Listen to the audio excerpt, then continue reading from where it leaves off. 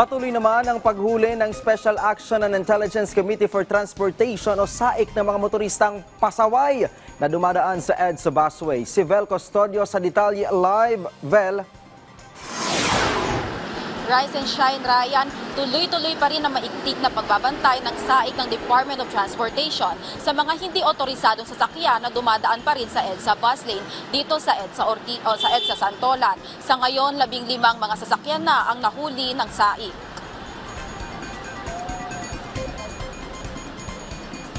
Ngayong Monday rush hour, may mga sumusubok na lumamang sa kalsada. Kaya lang nahuhuli na Special Action and Intelligence Committee for Transportation o SAIC ng DOTR. Simula kaninang alas 8:30 ng umaga hanggang ngayon, puro mga motorsiklo ang nahuhuli ng SAIC.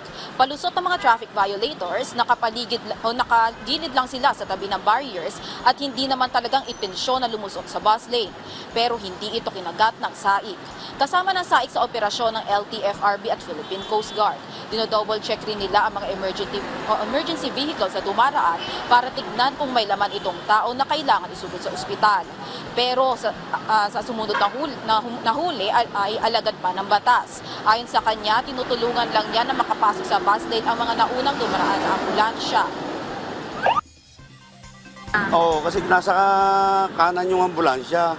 Pinapasok ko siya ng pakaliwa dito. Para ilusot dito sa bus lane? Oo. Ako dito sa bus lane dapat yun eh. Kasi emergency yun eh. Ayun, napalusot din dito. Nakalusot naman dito, kaso ako nahuli. Gayunpaman, tinikitan pa rin ito ng SAIC.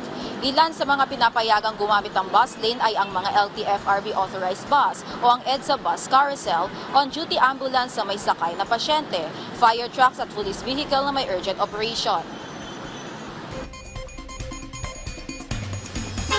Ayan, marami ng sasakyan dito sa EDSA Santolan pero tuloy-tuloy pa rin naman ang daloy ng trapiko sa magkabilang kalsada. May bahagya lang pagbabagal ng daloy ng trapiko papasok ng Boni Serrano Avenue. Balik sa iyo, Ryan.